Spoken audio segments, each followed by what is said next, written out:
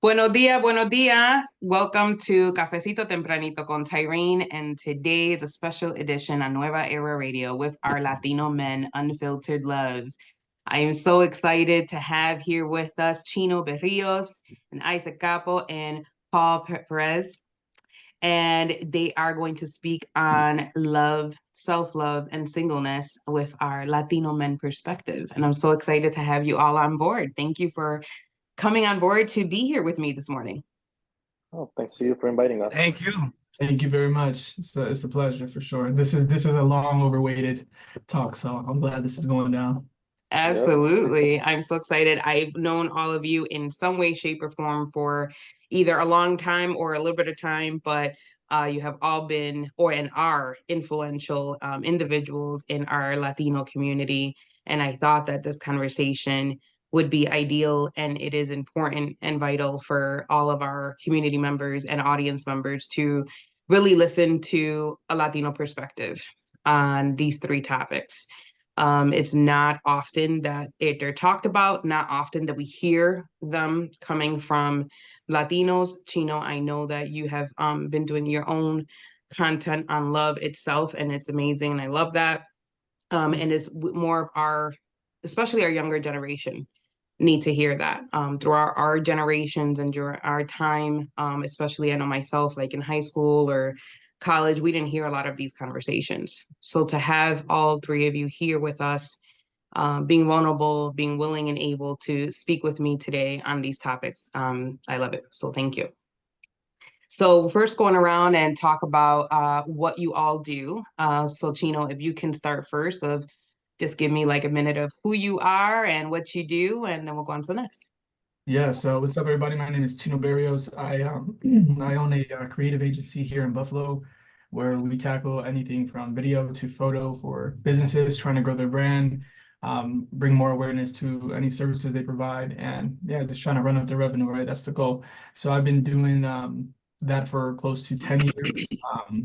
I've done some pretty awesome things, traveled the world, worked with amazing people.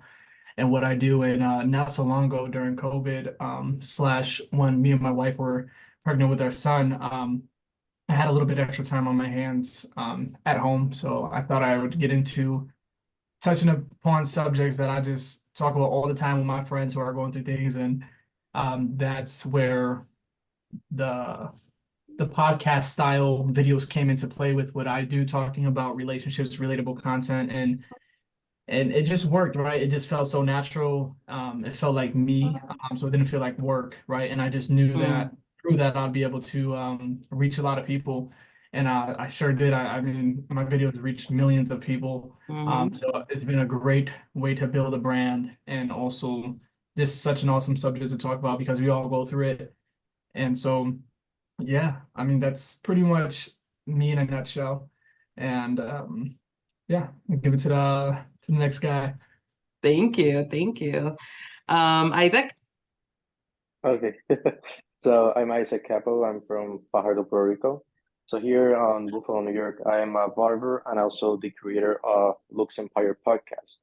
Basically, with the Looks Empire podcast, our purpose is to guide men to the best version of themselves and basically have an awareness of the good masculinity that still exists, trying to fight the comparison with toxic masculinity.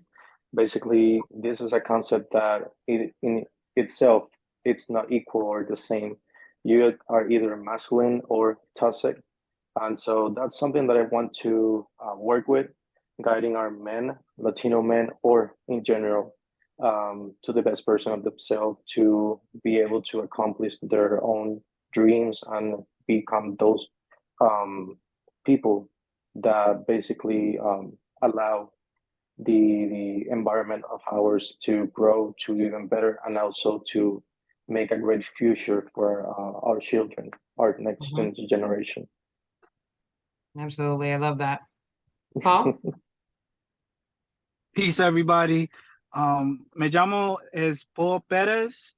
Yo soy de Bronx.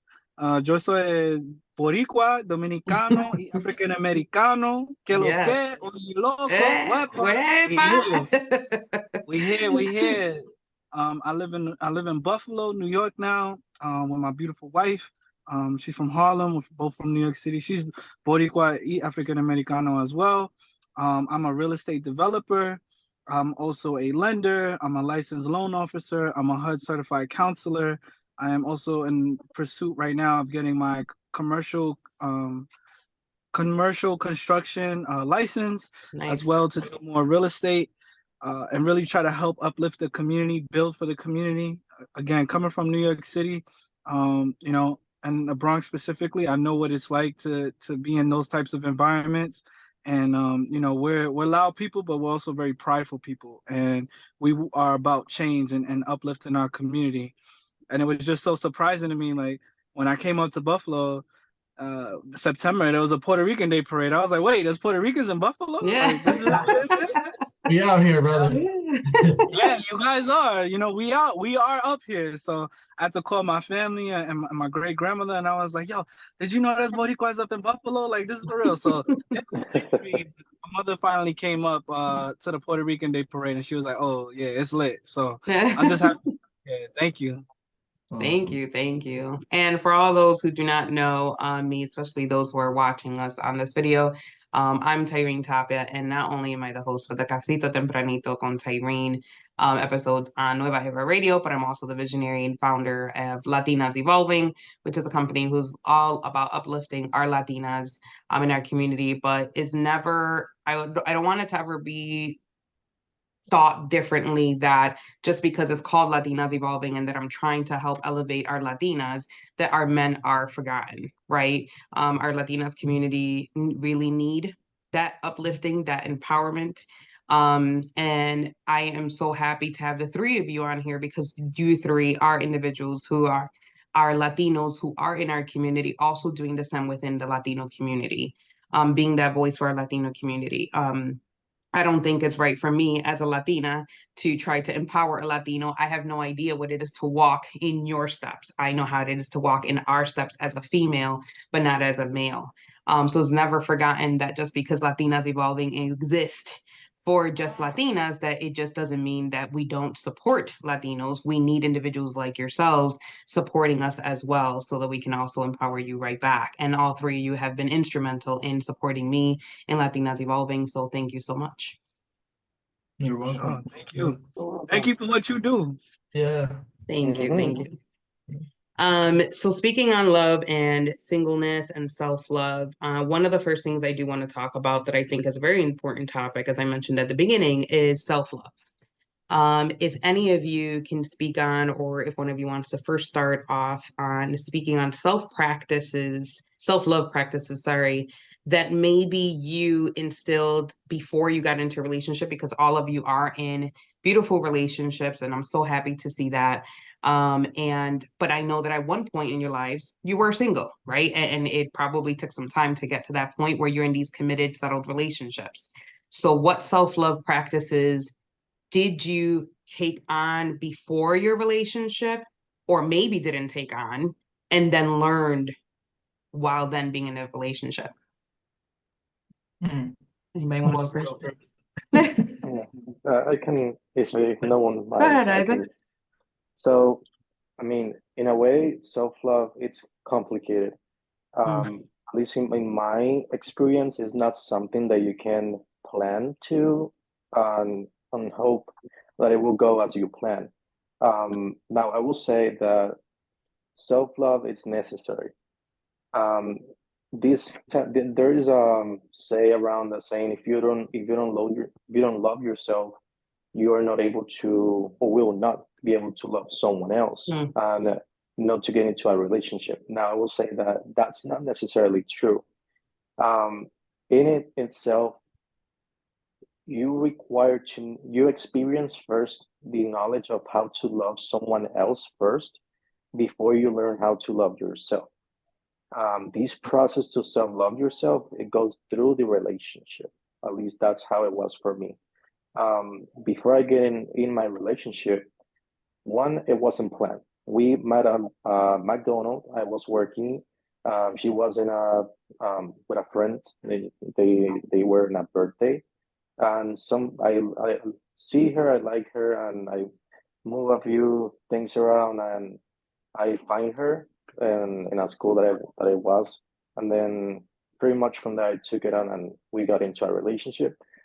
Now the process to fully self love myself was through the relationship, Mm. because I learned how to love her, understand her, be respectful and patient, and then I was able to go deep into myself and then break down um, the problems. Because the thing is, with self love, it's not just love. There, I will say there are a few things that go by hand with this. First go your ideals, the ideals that you have until you start to work with them. They're ideals that were brought to you through your parents and then through people around you. Their opinions, they are dreams. There are many things that you have to break, and you will get to a point where you won't know yourself, and that's when once you don't know yourself, that's when you start building the love for yourself. Now, how I can get this process started, at least for me, and this might sound funny, but um, I don't, and I mean it. I will mean this in a positive way. Um, Everybody that knows me, they know that if there's a mirror, I will look into it, and I will always have an opinion of, oh, you look good, that you're handsome. So that's how I started to self love myself. Mm-hmm. Not letting the opinions of someone else saying, oh, you're ugly or something else, bad, negative opinions. So by me saying that to myself, believing that I'm the sun, the center of the earth, but I made it in a positive way, because once you get to this point, you're able to shine, and it's not the same to keep that shine for yourself, rather to give it to someone else and be the guide to someone else. And it's what it took a long time, but it was worth Mm. Thank you for that. And don't think that's just males that do that, that look at themselves in the mirror and say, hey, Sure. you're great, you're amazing, you're worth it, you're worthy. I've done that myself. Females do that themselves, and sometimes it's just a matter of us looking ourselves in the mirror and really accepting who we are. it. That was great, man. Thank you, thank you. Chino or Paul, any thoughts on that? Um, I mean, everything he said is accurate, and it's original to himself, right? And I think that's the beautiful thing when we open up conversations, because everybody's perspective, testimony is different, right? Mm-hmm.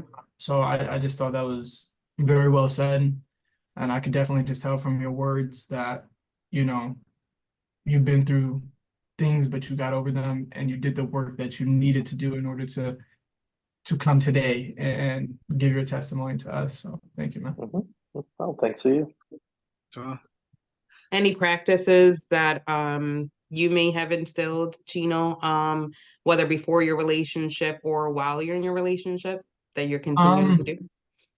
Yeah, so I think I could speak for a lot of Latin people in general. There's not a lot of practices you learn at home other than you better love yourself, or they're gonna make sure that you're building your confidence by cracking jokes at you and all this stuff, right? Like we're not The we're cracking not jokes one is accustomed to being real. like, go ahead, honey, look yourself and do this. But I will say I did learn back in college an exercise to do, and it was pretty much the same thing he just said about the mirror, right? But a little bit more in depth when you look at the mirror and you tell yourself that you like love yourself. To add on a little bit more like vulnerability to it, it's like you look at yourself in the mirror as a whole and you see everything. But when you focus on trying to see your own reflection in the mirror through your eye, like that deep into the mirror, it was like for 2 weeks, you're supposed to for 2 minutes a day, you know, a practice self-love by telling yourself, I love you because you woke up today. I love you because yesterday was a hard day, but you got through it, and you're putting your boots on today and you're going out there again. I love you because even though things are hard, you push it right. So it was just like you could tell yourself you love yourself for the very simplest thing, And at first, it definitely sounds a little awkward, and you're like, all right, this is a little weird. But Mhm.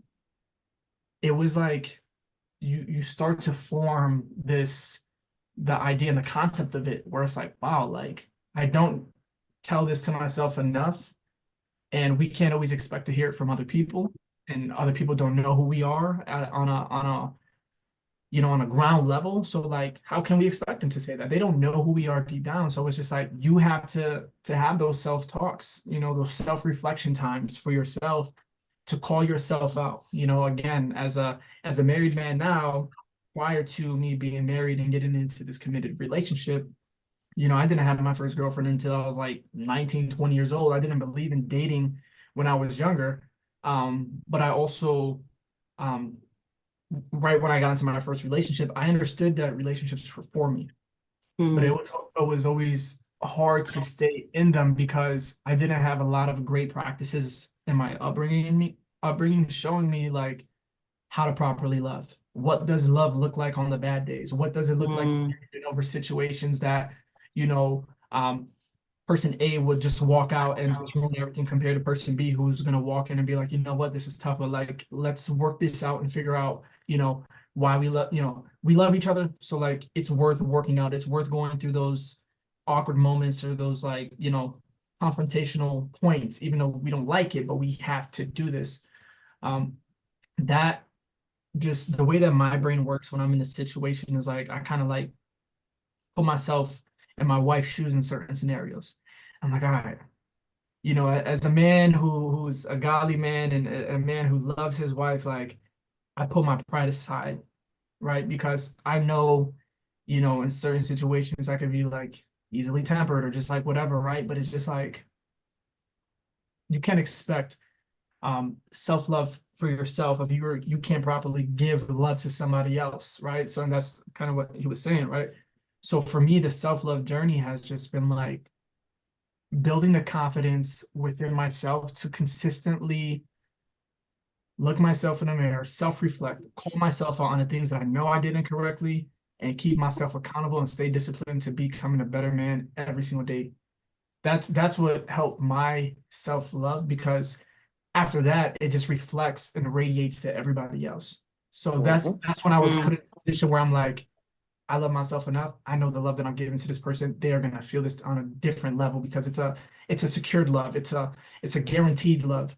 Mhm. And in the past, it was just like I really didn't like I would, I feel like all men and women at a younger age did this before, like, oh, I love you, babe.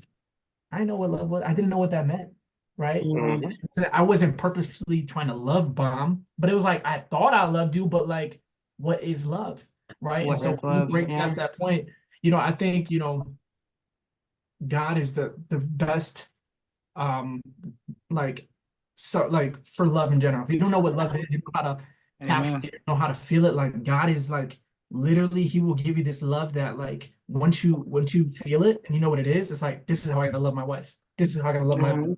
the case, right? So once I got past the point of trying to figure out what that means to actually commit myself to somebody, I was like, this is how this feels real. You know what I mean? Like I had to commit myself though in the beginning as a man, be like, all right, it's the one. Don't mess around. Don't be crazy. Right? Everybody, right? It's just like I'm really gonna throw out the keys and I'm saying this is it. And Mm-hmm. yeah, so it's like I'm sorry if I took up a little bit of too much time and kind of wandered off, No, but it's good. in a nutshell, It's that's it's to me the self-love and continuous love for yourself and others around you. that's Continuous love. 100% true. I It, love it. it's adding to what you said, I agree with you 100%.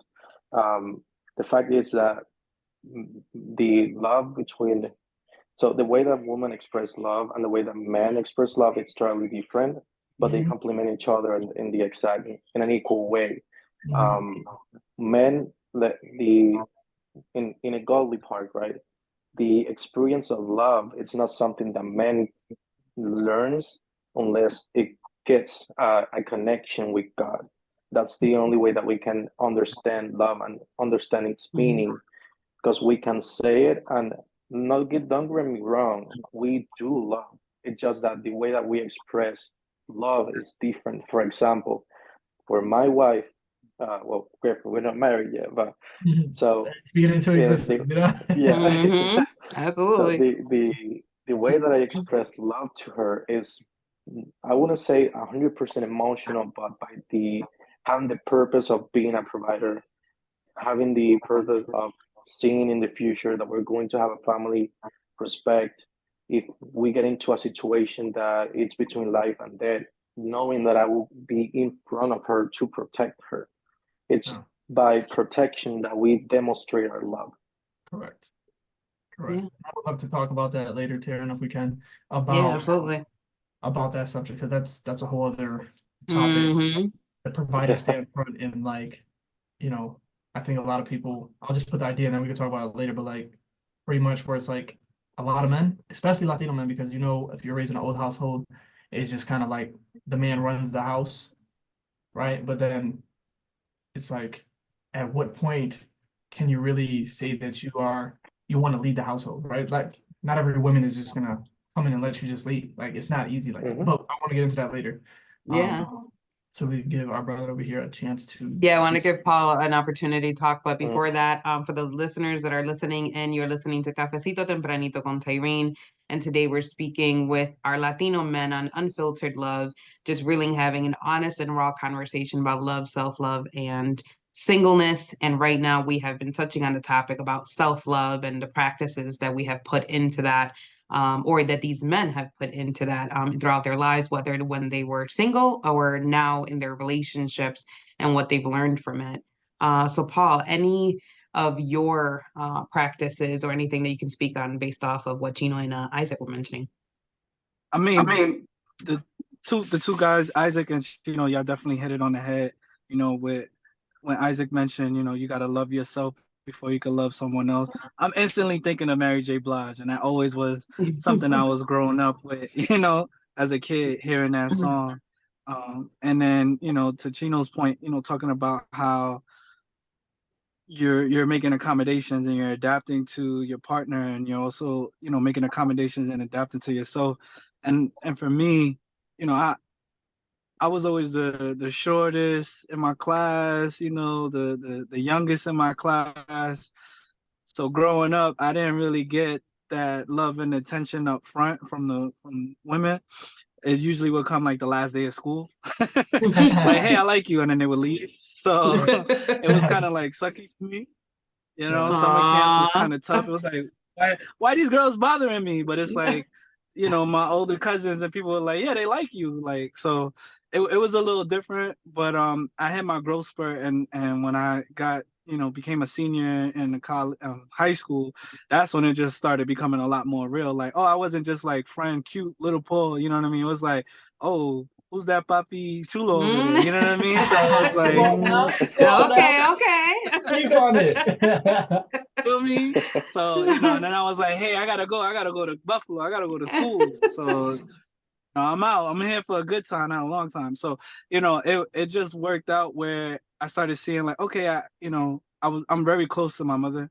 My mother and my great grandmother, who's still alive today, very much Puerto Rican, New Yorican women. They want to just, baby their sons and, raise their daughters. That's the type of household and culture that I grew up in. And um I yearned for that with the women that I were with and Mm. dating, but then I started learning, like, you know we're all young and they may not be at that same point in time, and I'm young and I'm not at that same point in time, so I got to figure that out. So when it came to self-love, it was like learning how to create better habits for myself, really focusing in on my goals, which was at the time my college degrees, getting a job, paying bills. I got an apartment on Grand Street at 18 years old. I had to live on my own. I was 6 hours away. So I really had to be a young, responsible adult. And those habits helped me, as I got older, become the man that I am today.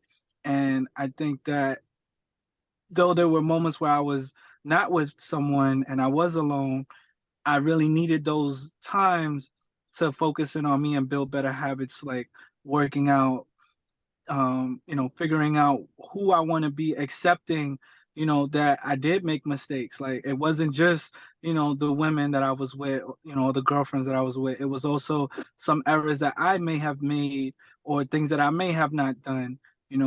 Sometimes you get caught up in loving someone more than you love yourself. And I think that us as men, especially Latino men, like Latino women are fire, Latino men are fire too. You know what I mean? We bring the fuego. So Absolutely.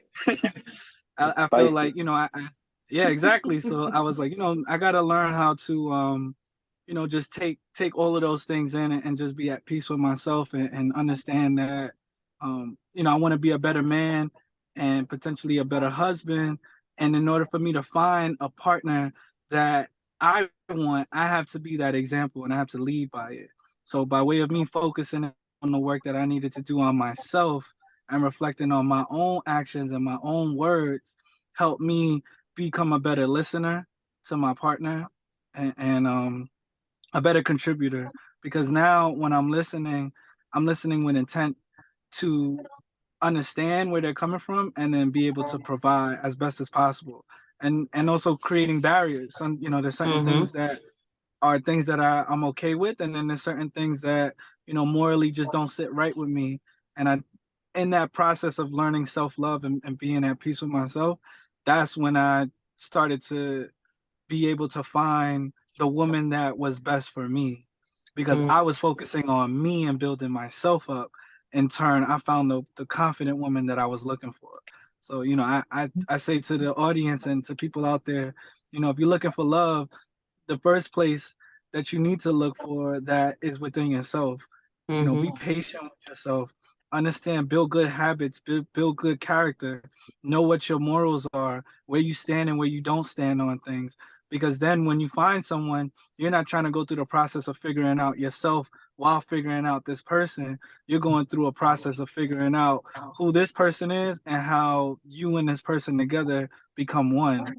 Trying to figure out all of those two things plus yourself, you putting yourself in a whole mess. So, it takes time, and it was a beautiful process. I'm still going through it, even though, we've been together for 10 years and married for 2. You're still learning who you are, and you're still learning who they are, and you're still building a relationship, a person together. So, yeah, it's been great. I love that. And in It relation, sucks when you're alone, though. It does suck when you're alone. yeah, But sometimes you do need that. yeah. I love that. Thank you for that. And you were touching on the topic about making sure that you're also focused on you, right? Because it's essential that we are throughout relationships, that we're not forgetting who we are, and that we're not forgetting putting ourselves on a back burner. That making sure that we're taking time out for ourselves, that we're taking our time out for our relationship, and then we're also taking time out for our friends, because we need that. To have a healthy relationship, you have to be able to have those times in your life where you can dedicate to those, all those boundaries. If you are in a relationship where you're constantly just only focused on that person, everything's with that person, then you can lose yourself in that. Mm-hmm. And I look at it like mental, physical, spiritual, financial.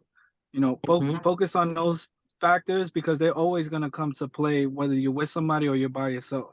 So know who you are mentally, be comfortable with yourself physically, have a good spiritual connection, and make sure that your finances are in order. Because if any one of those 4 factors are out of displacement, trust and believe, you trying to find somebody and have them try to pick up on that to help you is going to be a trouble uplifting for them. It's going to be very hard on them, and you don't want that. You don't want to be overbearing in any way. Yeah, there was a gentleman that I was just listening to that he has, he does with finances. I'm not sure if he's a financial advisor or so forth, but he's an influencer, and he's very well known out there. I don't know if you guys have heard of him, Jason Tardik. But he is actually here from Buffalo, and he was dating who used to be the Bachelorette, Caitlin, I forgot how Bristol or something like that.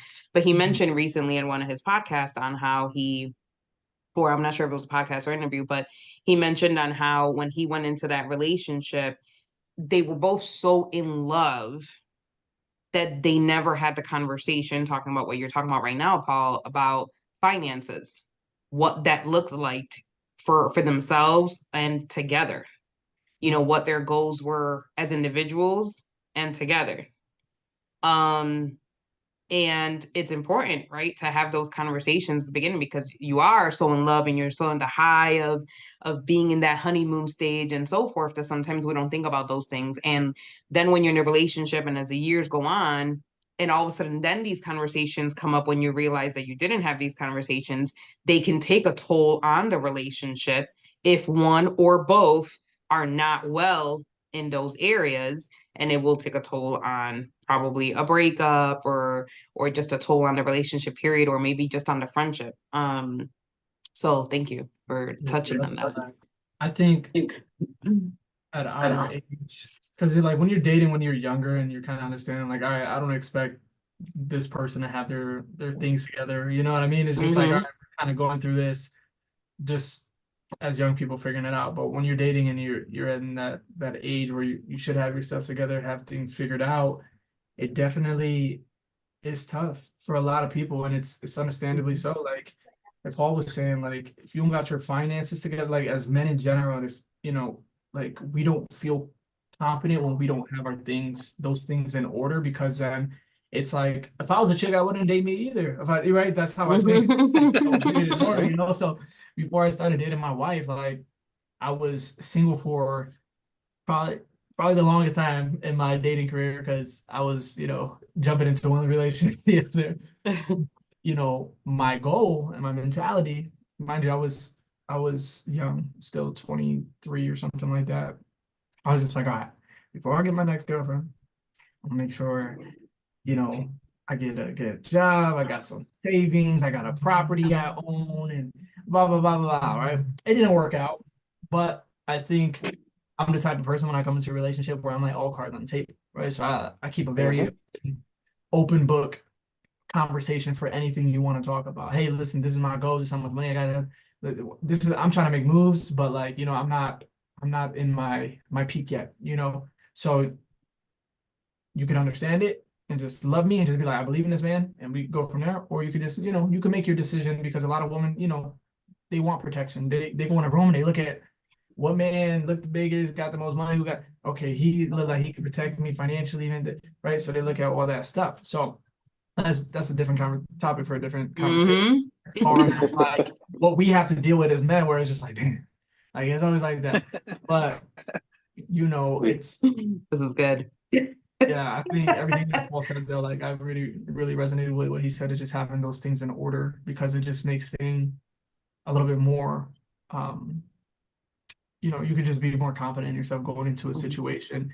But if you go in, like you said, confused, and you get into a relationship and you're still trying to figure this person out, which we all know in relationships, like, you can marry a person 10 years ago, but it could be a completely different person today. So you're just constantly having to date, you're constantly having to get to know this person, so that's the last thing you want to do. Figure yourself out first, know yourself, love yourself, and I feel like the dating pool gets smaller at that point, because now you know what you want. Now you know what you're prepared for. Now you could walk in with a nice strut, like, yeah, like, you know what I mean? If the right woman came up to me right now, I already know it's game on.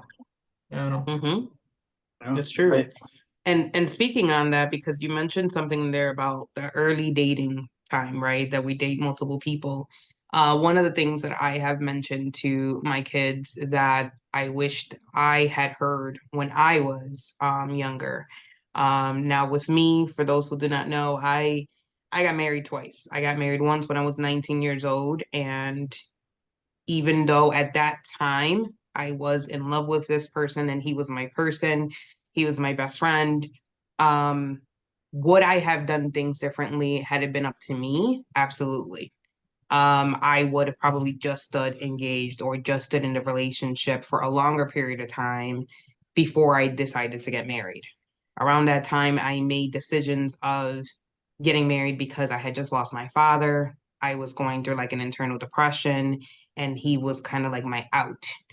But that should not have been the reason for that, right? And so I tell my kids now is that it's okay to have these friendships, and go explore the world with these individuals that you like. You may like them and you may want to get in a relationship with them, but really get to know them. First of all, it takes about 90 days before somebody really starts showing their true colors. The first 90 days, they're just giving you also like the honeymoon stage, and they're giving you what they want you to see, right? But after those 90 days, you're really starting to see more of the friendship. See if you like them as a friend first, because you may not even like them as a friend. You may see things about them, some red flags about them that you don't like about them, that you would not then say, okay, I want to be in a relationship with them. Or you may then get into a point where you are falling in love with this person and say accepting who they are and say, okay, I like this person enough to accept them for who they are completely to get into a relationship. And not, or maybe I don't like them enough and I just want to keep them as friends because there's these things about them, like how Paul said, maybe their values don't align, maybe things about them, of their goals, they're just not goal oriented, and it doesn't align with how who we are as individuals. So therefore it doesn't, they're like, you know what, I like them, they're cool, I'm attracted to them, but it's not really aligned with who we are as individuals. So I've always told them, just have that friendship first, build that foundation of a friendship first, and see where that really is going to go before jumping into a relationship.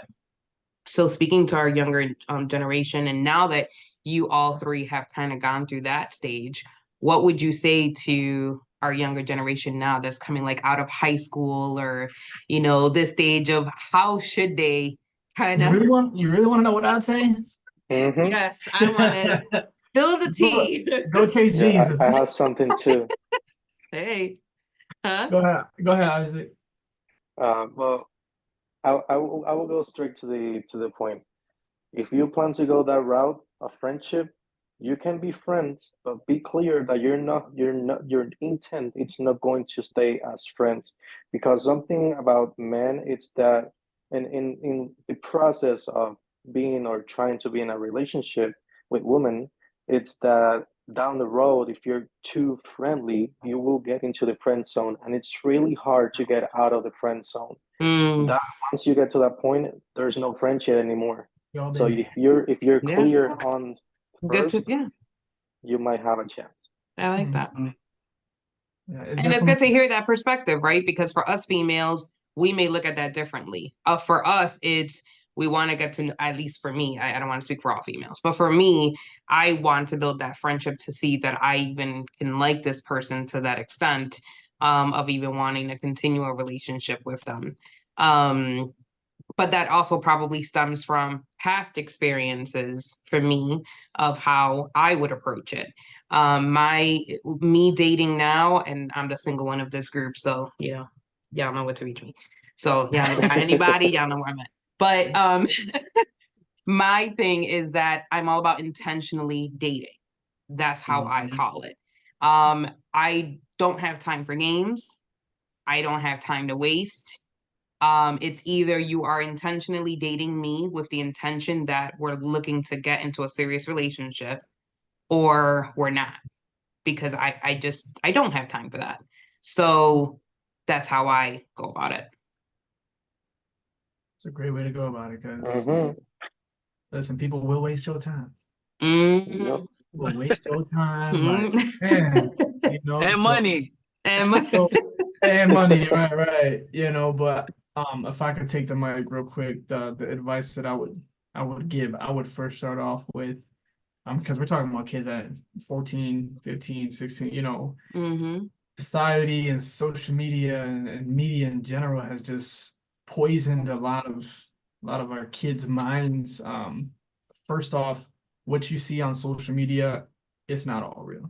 Mm-hmm. I'm talking about even, the top of the influencer chain of couples, it's not real.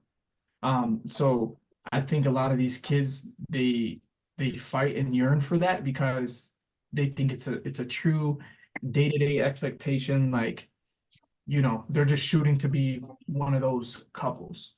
As a father, I have only a 1-year-old, so I got time, thank God, but I'm gonna say the same thing. Okay, it's okay for you to like this girl, you know, take your time, don't rush. My mentality was like, if I really like this girl and she really likes me, man, I'm young. I got nothing but time to really get to know this girl before I make all these big dramatic decisions on committing and getting married, all this stuff. So what's, Mm-hmm. you know, like get to know me, get to know you. Because again, people change like seasons. Um, and just you guys don't know yourself yet. You guys don't Mm-hmm. understand your feelings yet. You don't know Shoot, how we to. don't even know ourselves yet, and we're already That's at a what I'm certain saying. age. Like, you know, you especially at that age though, like you are just as confused as a toddler who just got on, you know, a tablet for the first time. Like you don't know how to vet through these emotions because here's the thing, I actually read somewhere, and this was years ago, so I don't know where to draw the quote from or where for people to find it, but it was like people who date in their teenage, like early teenage years, it's really bad for their development and their brain because they were not meant to try to love deeply at that age because their bodies are still going through so many other things, but they focus all this intention. I'm so in love with this person. Like Mm-hmm. it messes with development and it messes like this is why we have kids that they're suicidal or extremely depressed because they didn't know how to get over a girl. Just being like, ew, I don't like you no more. And then it's just like, oh, I don't know what. It's like it messes with their development and their confidence. And then that's why you see a lot of people that are just grow up super sad or not confident or just it's because when you were a baby, you were trying to date and that wasn't meant for you. You were meant to touch that. Yeah. But let's be real, kids are still going to do what they want to do. So if you're going to go on and try to be about your business and want to pursue somebody, um, get to know them as a friend. I think as far as intention around that age, like yeah, you can have some riz as a younger kid and be like, listen, we friends right now, but I'm gonna be dating you. Yeah. You can be straight honest, you know, and women, girls love that. Mm-hmm. Little girls, oh my God. But just play it safe. If be shy with your heart because once you do fully get to that point, and I know obviously kids are a lot more susceptible to really feeling the feeling of love because they experience nothing else, right? Um, but just try to be wise, listen to your elders, look at the relationships around you. Are they successful? Are they broken? And understand why you're creating that relationship. And yeah, just make sure they're good people. Like look Mm. at the girl or guy, whatever. Look at their family. Look at just situations. Mm-hmm. It'll give you insight on what to expect. You know, Yeah. if you start dating in a Mm-hmm. family that is like super broken and you're wise enough and have enough discernment to be like, whoa, I don't know if I should get in this mix. But you're gonna see where she got her tendencies, where she got this, where they got that.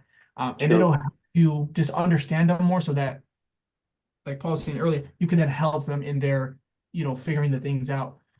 But if I could go back, which I did a pretty good job, I didn't date until I was 20 years old. Let's just say I was always into sports. I was very dedicated. My dad was a pro amateur boxer, very strict household, very strict, like football first, you know, girls later, whatever the case. Um, I had fun. I felt great all throughout high school because I never had to worry about, you know, that. I seen kids sophomore year, freshman getting pregnant. I'm like, dang, that's crazy. You really did that. Really not worth it. Explore yourself, get to know yourself, maybe practice on your confidence, maybe speaking game to the partner that you want to, whatever. But all in all, use that as like practice for when you are fully in tune and are like, all right, I can handle a relationship, I can deal with the relationship, and I'm ready to pursue one. But yeah, kids Mm-hmm. nowadays, Mm. they grown, they're very grown. So I'm Mm-hmm. sure we'll get some comments on that. Yeah, you gotta make that short. Yeah. And for those of us who are listening in now to Cafecito Tempranito con Tayrin, we are here talking with our Latino men. We have Chino Berrios, Paul Perez, and Isaac Capos. And we're speaking in regards unfiltered love, just having conversations about love, singleness, and self-love. And right now, we're kind of speaking on the topic of giving back to our younger generation and dating tips or just nuggets of wisdom of how to uh, focus on themselves, how to navigate their lives right now in this day and age and era, with the internet, with social media, and all of that. And speaking on all of this too, is that, society and our culture, especially. And we talked about this at the first Latinas Evolving event, where one of the females mentioned that throughout high school, her family stated, don't focus on boys, just focus on school, focus on education, forget about boys. But the moment high school was over, the moment it was like graduation time, it was like, okay, so who are you dating? And who are you going to get married? And when are you going to get married? And it's always this focus on at family functions and things like that. And she's a beautiful Latina who's single. And every function was just like, okay, so when you're having a kid, when are you getting married? When you did. And instead of asking, so what are your life goals? What are you doing now? Where are you traveling to? And what are you doing with work? And, where are you at? And celebrating and empowering her in that singleness, and pushing her instead to those relationships. And and it made me think, like, damn, yeah, like society or in our culture, it kind of, in the past, not saying now, because now I feel like there's a lot of Latino families who are now raising our kids differently, to think differently, that you don't have to get married right away, right after high school, that our first priority is not to get married. Our first priority is to go get that job, to go focus on you. But for us, in the past, that kind of has been the the topic, or or the way of how to go about it. So what are your topics, or not topic, but what are your opinions on that, or advice on that, on how to navigate that culture within our own families? I would say for me, like I have a younger sister right now. She just turned 22. She's pregnant now, thank God, and she's blessed. We're grateful for her. We're having additions to the family. Congratulations. Thank you, thank you. However, her partner is not married. They're not married. And I just, would advocate to her, like, when she was younger, explore, definitely date, you could talk to people. I think from the age, from anything age 18 and down, control your hormones, and control your hormones regardless, whether you 18 and up, because some people, they put themselves in bad spots, and you don't want to be that person. But I also acknowledge that, it's better when you are able to be at peace with yourself, and do things that you want to do for yourself and your family, and be and be in a position where you're looking at things as not rushed. Like, don't put a date on anything for yourself. You don't have to be married at this specific point in time. You don't have to have a job at this specific point in time. There's a lot of people that are finishing high school and they don't even know what they want to do with their careers. So the same thing, I believe, applies to people who are, trying to figure out who they are and what they want to do in their life. I like that. So take your time, enjoy yourselves, and But hi. we got a special guest. My wife just came. Special guest in the house. I am so sorry. I'm so sorry. I don't mean to interrupt, but hey, Tayrin. Hi, everybody. It's Chino and this Isaac. This is Paul's wife. Nice to Hi, meet Chino you. and Isaac. I'm gonna just slide to the right so y'all can finish this up. Let's cut this segment out. But thank you for that. So we did talk a little bit about, at the beginning, we were talking about, Chino, that you had mentioned you wanted to go back around the topic of running the household as men, as Latino men. So I wanted to kind of talk on that topic. Yeah, I think just men in general, right? There's a lot of, like, I think a lot of us, especially in our age and just the generations, you were brought up in a more old school manner, where it's like it was normal for, pops to be working and then mom slaving away in the kitchen and she feeding the family every single day. Like, and to us growing up, it didn't look like It was a problem. It was like, mom loved to do it. Dad loved to go out and work and provide, you know. But so as when I was starting to date and stuff, and I got a little bit older and, I was moving in, you expect certain things just because it was kind of what you've seen your entire life. Right. So a lot of men nowadays, a lot of Hispanic men, I'm sure with their pride too, is like, why aren't you cooking? Why aren't you cleaning? Da, da, da, da, And I caught myself in this sort of predicament when I first moved in with my wife, because it was just a pre-existing expectation that I thought was just gonna happen on its own, right? Like I'm the man, like, I'm leading, like whatever, you know what I'm saying? But I learned through a lot of our different phases in our relationship that just like anything in life, nothing is given.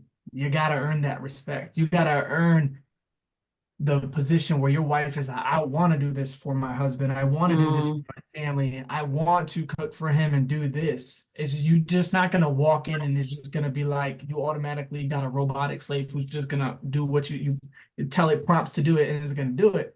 No, it's like a woman needs to see you at all different levels to be able to trust and have the desire to want to please her man in every way. So it was like, for example, when we got pregnant, she had just moved out to Clearwater. She's a doctor of physical therapy. So during COVID, we didn't get our vaccine, so we had to move because they let her go out here. So I moved right after, right? Because there was a big thing. I was about to move to Miami because of the work that I do and everything. And, phase one on her end, what she needed to see to be like, all right, this is the man.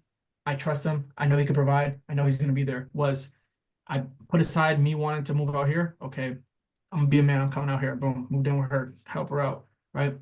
Secondly, during that time, my sister was battling cancer. Yeah. And she had her let's say ending cancer party, right? And it was a big deal. And I wanted to be there for my little sister. And literally hours before I was supposed to go to the airport, she was pregnant, emotional, and I didn't go to my sister's event and I felt terrible. But in a moment, it was like, my girl needs me. She has my child, she needs me. And to her, again, it was like, wow, he's willing to sacrifice something super important for him to make sure that I am okay, right? Step number 2. Step number 3, we move back to Buffalo. She gives birth a couple months after. She's not working for several months. I was lucky enough to get contacted. I got a job immediately when we got out here, was able to get us an apartment and was able to provide for the 3 of us until she could get on her feet and get back into motion. That was step number 4 for her to be like, I can breathe. I trust him. I give him, I don't mind doing things for him now because I feel safe. I feel protected. I feel like this is somebody that I can put all my eggs in a basket for as far as like emotions. Like, I give you my heart, I give you this. Now you have unlocked the full wifey material treatment, cooking, cleaning, whatever the case is. But it took me all those things, and it was a lot of mental battles during it because I'm like, oh, why aren't you doing this or this shit? I was just expecting everything to kind of just be already how it is. But it was like once it was the aha moment where I'm like, as a young man stepping into that stage, having a family and stuff like that. Because you're not really taught this. You're as a Hispanic, kid growing up, you're just kind of like, oh, you're going doing this. That's not the one for you. It's like they already gotta come with it. It's like, nah, like you gotta earn it. You gotta work towards that. And that's just I just wanted to touch on that because it's so important for men to understand that like it's a two-way street. And if you're not doing what is needed on your end to stimulate your woman to want to do those things for you, I'm sorry, buddy. Like you're just gonna keep on waiting because if you just think it's supposed to be handed to you, then you're just gonna be waiting with your hands out forever. So absolutely. I just wanted to touch upon that because that was my personal experience. No, That's and thank you for 100% that. true. Yeah, thank you for that because first we should pause a minute because self-awareness is key, Chino, and that you being self-aware to be able to say, my sister's important, but so is my future wife and my child. And I don't know if you were married or not at that point already or not, but being able to identify that both things are important, right? But your now immediate family takes precedence when it comes to these type of situations. It's not that one is more important than the other, but that one has more precedence in that moment, because now you're creating your immediate family for yourself, right? Your child is eventually going to have a child. You're going to be that grandfather. That's setting that expectation for that lineage. So self-awareness is amazing. Thank you for that. Thank you for being that individual, that man that now will instill that onto other men and other generations and all those around you, because it's not often that you see that in other men. So thank you for being that mentor and that type of individual for other individuals. For sure. That's 100% true, and it's really necessary. As Chino said, it's not something that you can ask for, you have to earn it. And the reality of this is that a lot of men right now, like Chino was saying, they're expecting things to be handed out. And like in nature, like we are, even though that we're human beings and we have a consciousness, we are not so far off nature.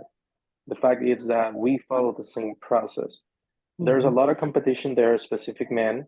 They know the words and they know how to get into your ear and be with you. So it's not that hard now. The woman has a choosing, but who is going to choose? It's going to be a strong male that is going to lead in the household and know that it's going to provide for her and those children, or someone that's not competent enough to do that. And so a lot of women right now, they're seeing that, and in a way they might desire to be, as you know said, wifey material for you, but you don't deserve it. And that's the reality of things right now. You have to work for it. It's not going to be handed for you. Yeah, I love that. Thank you. Paul, any words on that?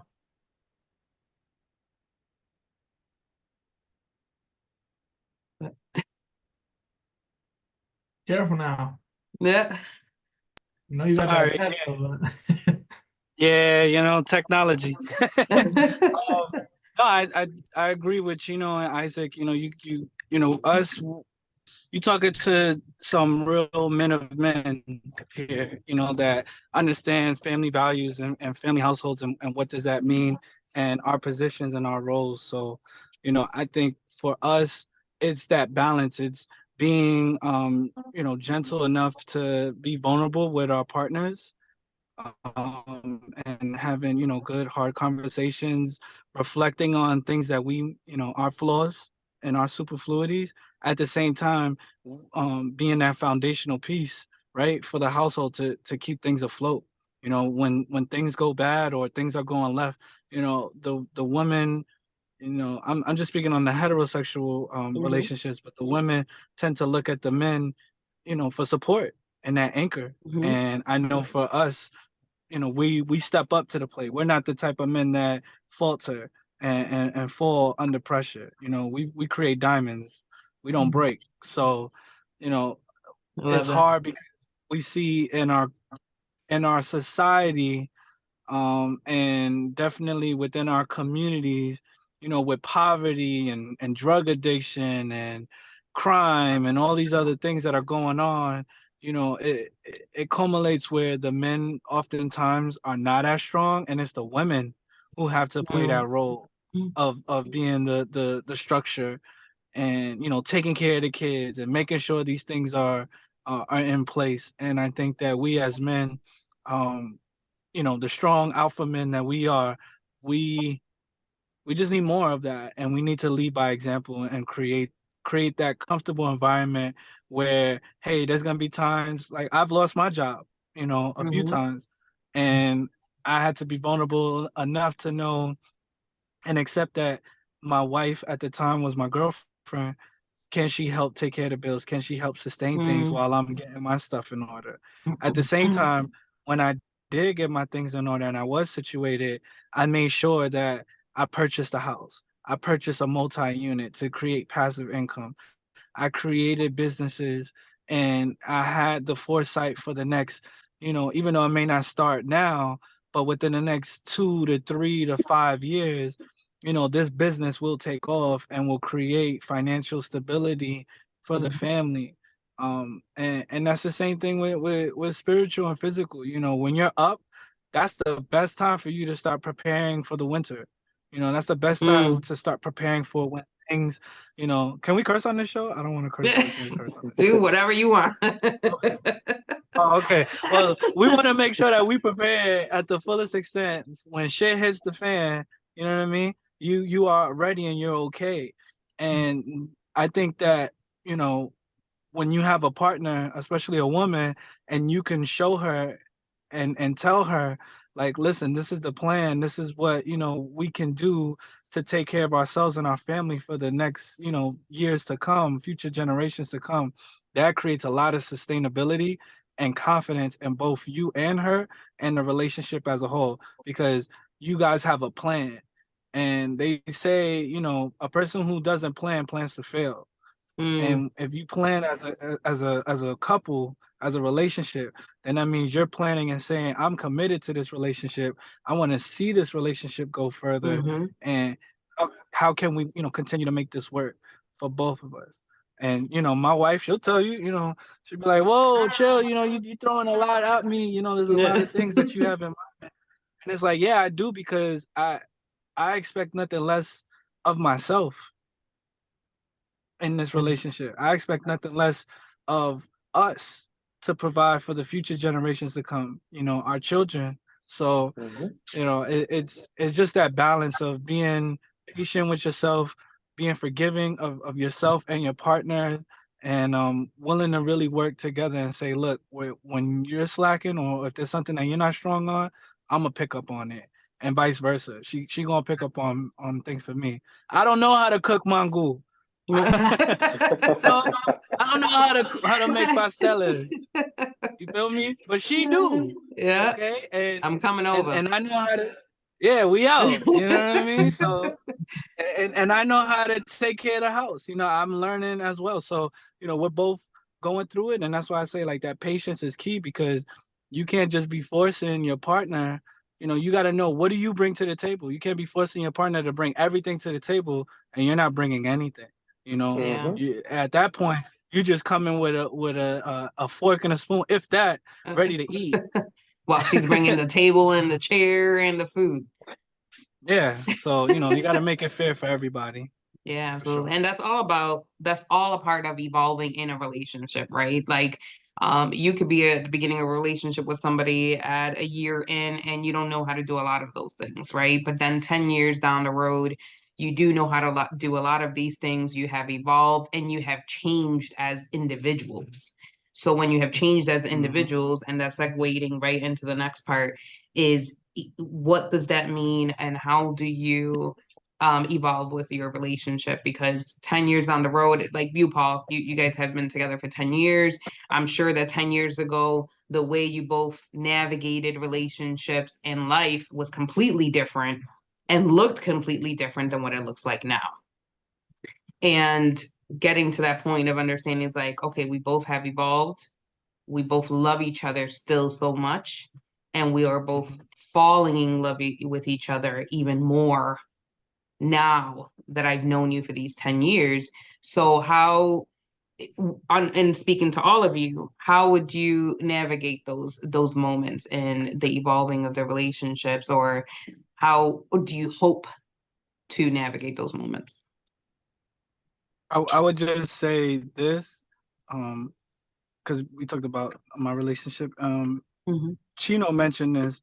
He alluded to, knowing about the families, each other's families. And I think that kind of gets overlooked so much, because if you look at your partner's parents, your partner's siblings, even your partner's previous relationships, you can get a better glimpse as to who they are, how they handle situations, right? Because they're going to learn from their parents.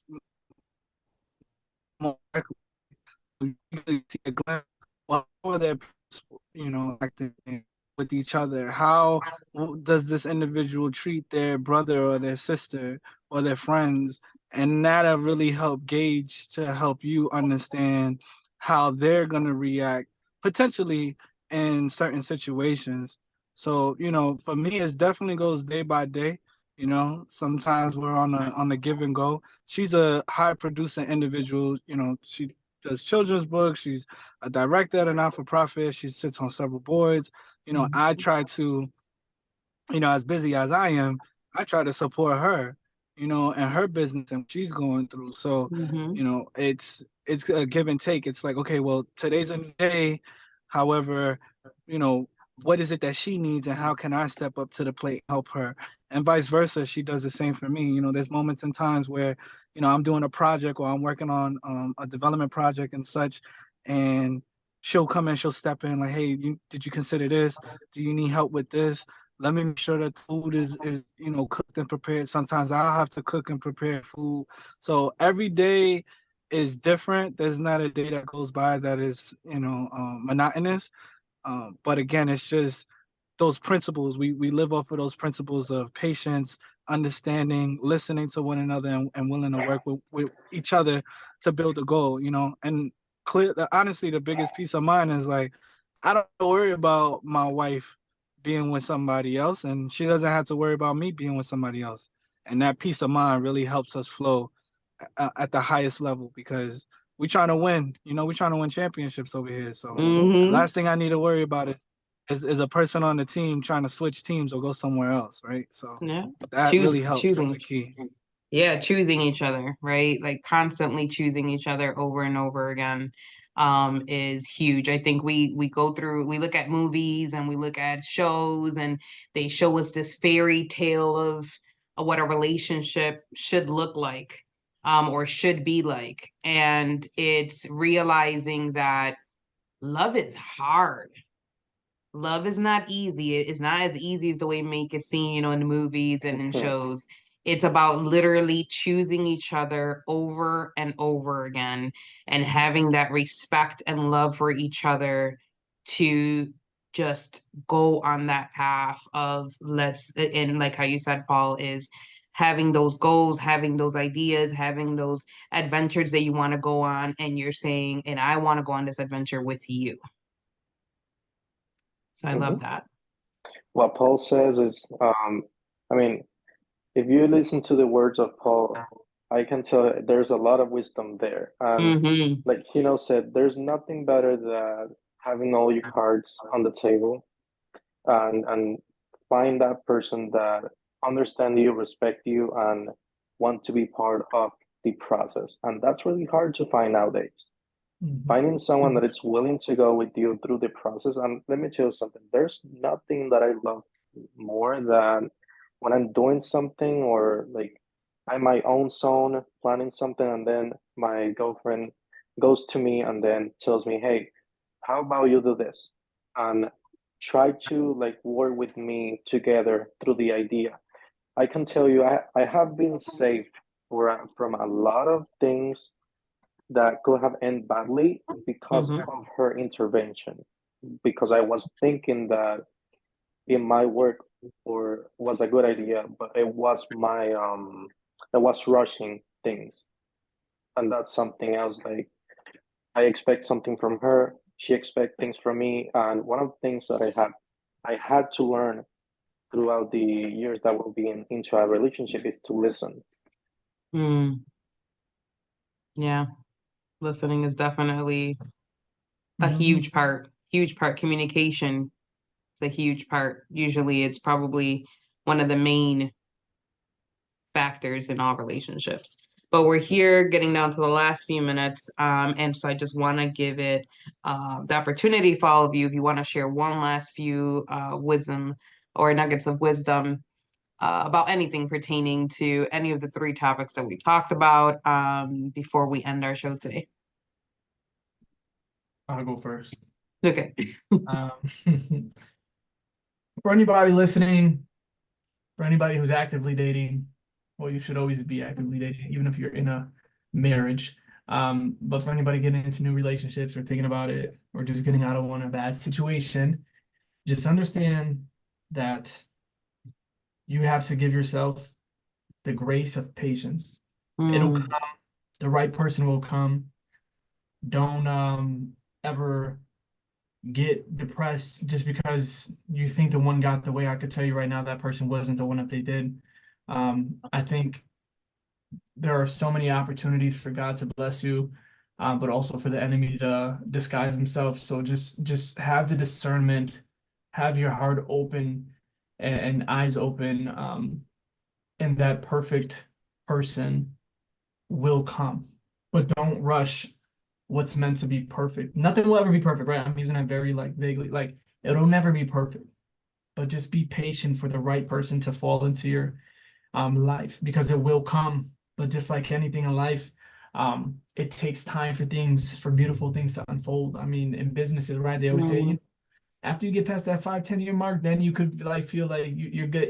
Everything takes time, but you got to build upon a solid foundation and go from there. So just be wise, have discernment, seek God, pray to God for the right woman or man, and just try your best to be prepared for when that person comes. Do the internal work that you need to do for yourself, so that when you get the person that you've been wanting, you are able to commit yourself and understand that like this is what I've been praying for and it is here. And guess what? I'm prepared to handle this because this is what I've always wanted. So yeah, that's all I gotta say. Just much love to everybody. Stay up, stay out of the way, get out of the streets, and just I'm rooting for anybody who's searching for love. Thank you. Isaac or Paul? Paul, you can go. I can go last. Sure. I'll just say, to Chino's point, definitely everything that he mentioned. I would just add to it, there's the journey part of love, which is the free flowing, the organic, the surprise effect. I myself met my wife, at the time she was just a random woman that I met at graduation. So there was really no intentions. There was really no thoughts on what that even looks like, or I just looked at her and I was like, wow, she's gorgeous. Like, you know what I mean? And just let it flow from there. At the same time, I also do believe in processes, and there is a process that you have to be disciplined with, which is, everything that Chino had mentioned and Isaac had mentioned earlier, being patient with yourself, loving yourself, true love of yourself, finding out who you are and be comfortable with who you are. Because when you come to that table, he or she is going to know, in time. It may not be in that first, as you said, 90 days, but eventually they're going to figure out who you are. And the last thing that you want is for someone to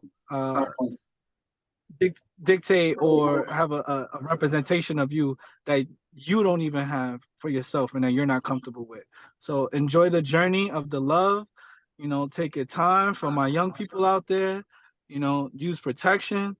Do not put yourself, there's worse things out there than STIs and COVID. Okay. If you make a decision and you're acting out of impulse and it happens to lead to a child, man up, woman up. That is your child. That is your responsibility. You need to take care of them. At the same time, if listen to people to who they tell you, I'm a firm believer. You got 2 ears and 2 eyes. Use them. If people are showing you habits that you're not comfortable with, go with your gut. Don't try to, I'm going to change him or I'm going to change her. Nah, if they for the streets, they for the streets. Yep. I call You're it not gonna change them. Yep, I say don't be Captain Save-A-Ho. We don't got time. We don't got time for that. Exactly. Some people don't need to be saved. Some people don't. Yep. No. Whatever the case, they need to save themselves. We can't be saving people. Exactly, and just enjoy that. Like love is fun. Love should be free flowing. At the same time, you have your principles and your morals, and you never want to compromise that for anyone, not even yourself. So just enjoy yourselves. Be safe, people. Thank you. Isaac? Yeah, the process of being in love and getting into a relationship, either with getting a wife or husband, it's not going to be easy, but it should be enjoyable. In a way, something that I always say, create your non-negotiables, your Mm, ideals, talk them with your person, and if you both agree, make sure that everyone else outside your relationship understand it, because I have seen an experience of what a relationship can be broken because of other people opinions intervening in the relationship. So that's something that we have to be really careful of. Other than that, if you find that person that you love, and you know that you're willing to give the universe to it, just go ahead and do everything that you can to do that. awesome. Thank you. And thank you all for joining me today on Cafecito Tempranito con Tayrin.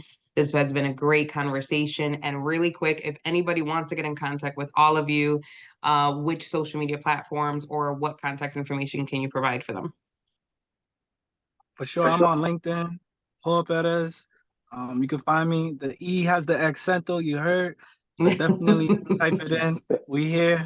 I'm on Instagram as well, Prolific P as well. Awesome. Thank you. Chino? All my social media platforms are Chino Berrios. Aside from my agency, Chino Berrios Media, everything else is Chino Berrios. On LinkedIn, I use my Hispanic name, Edgardo. Edgardo Berrios. That's what it is on LinkedIn. If you All want right. That's what's up. That's what's up. Gotta keep it professional there. Isaac? Both my social media, Facebook and Instagram, it's Isaac Capó, and the groups that I have, it's Lux Empire, as well for the YouTube Lux Empire. Awesome. And that's LUX, correct? LUX Empire? Yeah. Correct. Okay. Perfect. Well, thank you again, gentlemen, for joining me today. It has been amazing. And for our special guest that joined me there on the right-hand side, Miss Prolific herself. I hope to have you on in March. We'll be talking soon. I'll call you. Thank y'all. Sorry, y'all. Thank you, you, everyone. everybody. It was a Have an pleasure meeting amazing you. day. Thank you, everybody. Blessings. Bye-bye.